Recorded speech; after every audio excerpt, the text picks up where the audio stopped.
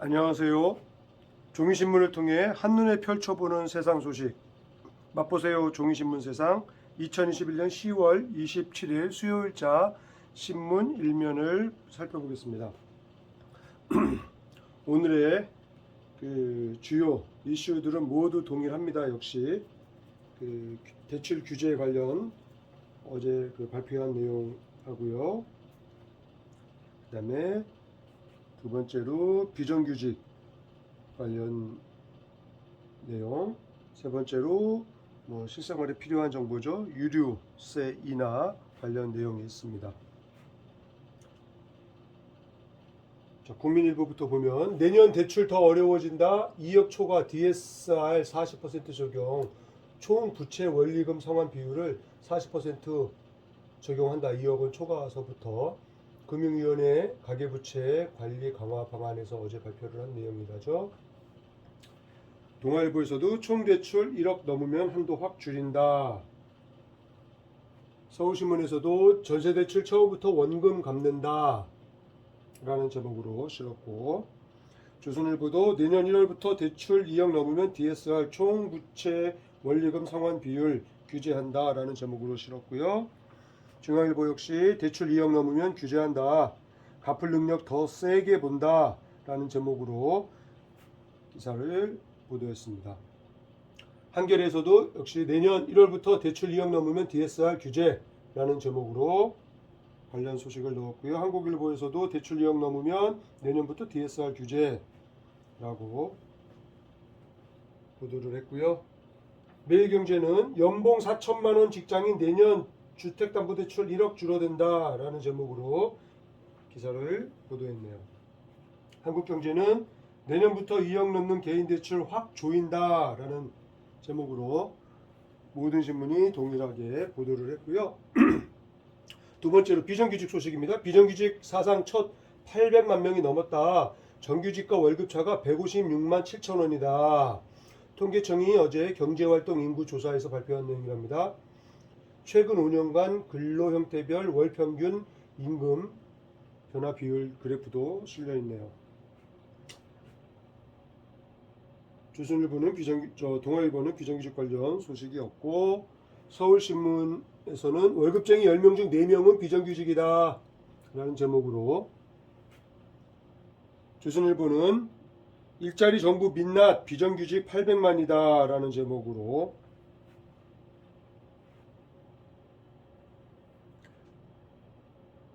중앙일보에서도 비정규직 관련 기사는 없고, 한겨레에서는 고용회복세 뚜렷하다지만 실상은 비정규직 역대 최대다라는 제목으로 실었네요. 한국일보도 역시 비정규직 관련 보도가 없고,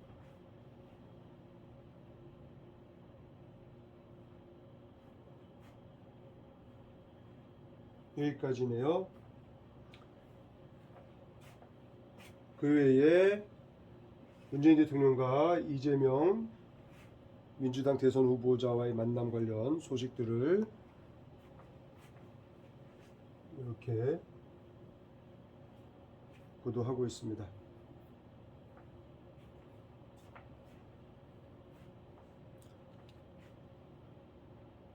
계속해서 각 신문별로 일면 내용을 다시 살펴보겠습니다. 국민일보 일면입니다. 금융위원회 가계부채 관리 강화 방안, 저소득 청소년 대출 절벽 직격탄 맞았다. 상황 악화되면 플랜 B 가동하겠다라는 것도 시사를 했다고 하네요. DSR 규제 관련 주요 내용, 주택담보대출과 신용대출의 비교 표도 그려놓았네요. 관련 기사가 3면 17면에 이어지고요. 통계청이 어제 경제활동 인구조사에서 최근 5년간 근로형태별 월평균 임금 관련 데이터를 제시하면서 발표가 있었네요. 800만 명, 너무 좀 많은 것 같습니다. 문재인 대통령과 이재명 민주당 대선 후보의 만남 관련 기사가 사진기사로 보도됐네요. 다음은 동아일보입니다.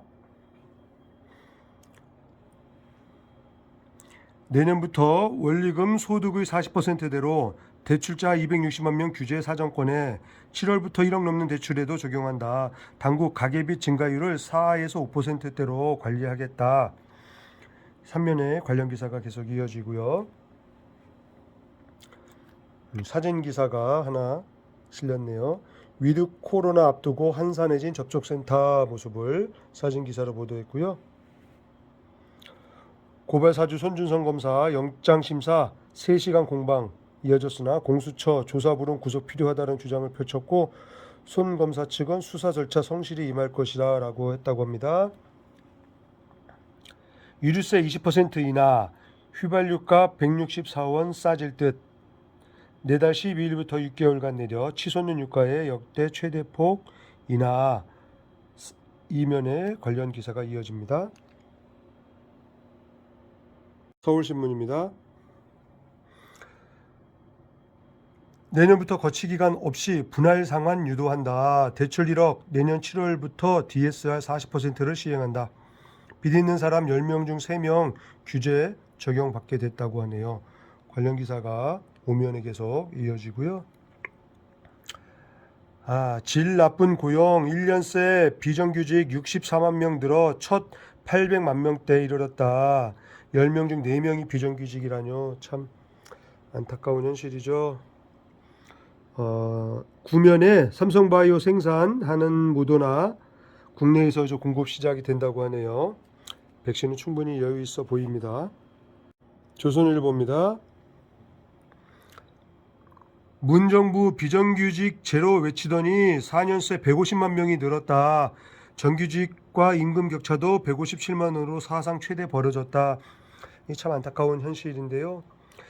코로나 때문에 또 영향을 받은 바가 많이 있겠죠.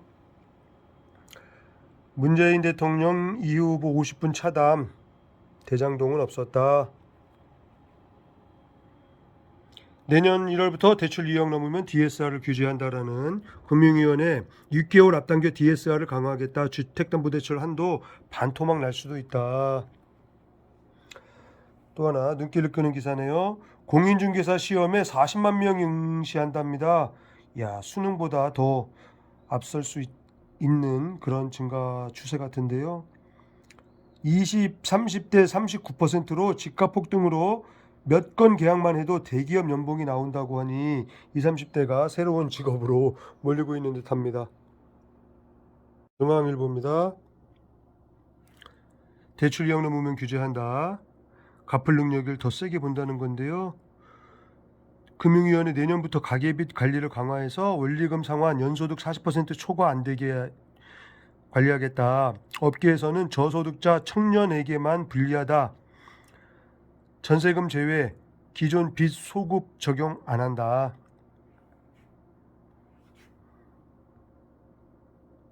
관련 기사가 이면에 이어지고 유류세가 내달 20% 인하된다. 휘발유 값 리터당 164원이 떨어질 예정이라는데 4월 30일까지 약 6개월간 한시적 계획 같습니다.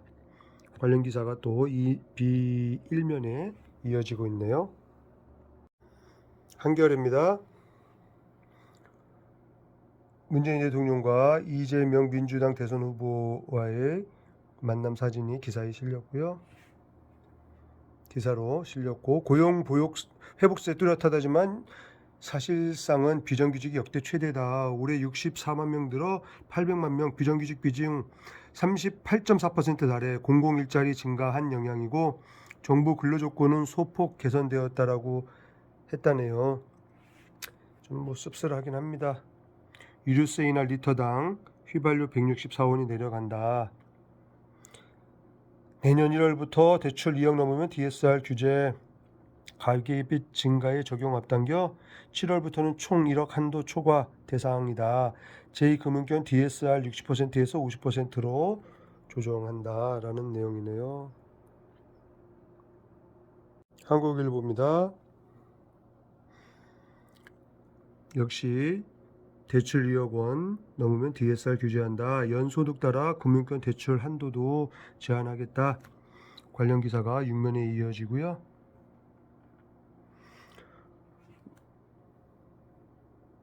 문재인 대통령 앞에 자세 낮춘 이재명, 대장동 언급 없이 50분 덕담 나눴다.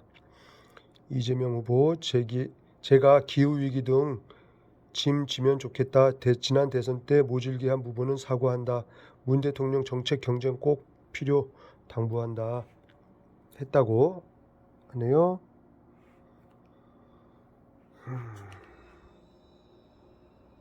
매일경제입니다. 3분기 성장률이 0.3%에 불과했다. 올 4% 성장 빨간불. 1분기에 정점 찍고 계속 하향세. 유가급 등의 경기 위축 우려. 유류세 역대 최대 20% 인하. 재택근무자가 사상 첫 100만 명을 돌파했다네요. 통계청 경제인구 데이터를 분석했더니 8월까지 재택근무 114만 명. 팬데믹 이후 2년 새 12배가 폭증했다네요. 계속 신면의 기사가 이어지고요. 연봉 4천만 원 직장인은 주택담보대출이 1억이 줄어든다. 정부 가계 부채 대책 발표. 총 대출 2억 넘으면 한도 축소하고 제2금융권 DSR 60%에서 50%로 하향 조정한다. 한국경제입니다. 11일 가계부채대책 차주별 DSR 조기 시행한다. 담보 있어도 소득 적으면 대출 제한, 원리금 분할 상환 확대하고 서민 급전, 카드론도 DSR 포함한다. 제2금융권 규제가 더 강화된다. SK하이닉스가 17년 만에 키파운드리 되찾는다고 하네요. 2004년 구조조정 때 해외 마각했던 기업가치 7천억 원 이번 주 인수계약. SK파운드리 생산규모 2배가 증개한다. 파운드리는 반도체 수탁 생산업체라고 합니다. 미국 소식인가봐요. 300만 명이 조기 은퇴했고 코로나발 퇴사가 쓰나미로 밀려들고 있답니다. 일할 사람이 없다고 하네요. 물류 대란으로 그렇게 허덕이면서도 일할 사람이 없다고 하니 무슨 일일까요? 슈퍼마켓에도 저렇게 간판보다 크게 구인 광고를 싣고 있네요. 3분기 성장률 0.3% 관련 기사도 실었고요. 이상으로 10월 27일 수요일자 신문 1면을 살펴봤습니다. 오늘도 건강한 하루 보내시기 바랍니다. 고맙습니다.